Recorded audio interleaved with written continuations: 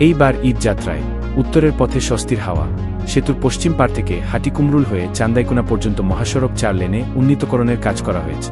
খুলে দেওয়া হয়েছে বেশ কয়েকটি ওভারপাস ও ফ্লাইওভার, ফলে যানবাহনগুলো 2 লেনে স্বাভাবিক গতিতেই চলাচল করতে পারবে। অন্যান্য বছরের তুলনায় সড়কের চিত্র ভালো হওয়ায় এবার উত্তরবঙ্গের ঈদ যাত্রা হবে স্বস্তিদায়ক। অন্যদিকে যানজট নিরসন ও যাত্রীদের নিরাপত্তায় পুলিশের পক্ষ থেকেও নেওয়া হয়েছে নানা উদ্যোগ। ঈদ যাত্রাকে কেন্দ্র করে শাসেক সড়ক সংযোগ প্রকল্প 2, এলেঙ্গাহাটি-কুমরুল রংপুর মহাসড়ক এর আওতায় নির্মিত 5টি উড়াল সড়ক যান চলাচলের জন্য উন্মুক্ত করে দেওয়া হয়েছে। ঈদ যাত্রায় ঘরে ফেরা মানুষের যাতায়াতে যেন বিঘ্ন না ঘটে, সেজন্য বঙ্গবন্ধু সেতুর পশ্চিম পার থেকে চান্দাইকোনা পর্যন্ত পুরো মহাসড়কে 4 লেন চালু করে দেওয়া হয়েছে। হাটিকুমরুল গোলচত্বর এলাকায় কংক্রিটের রাস্তা ঢালাই করে দেওয়া হয়েছে।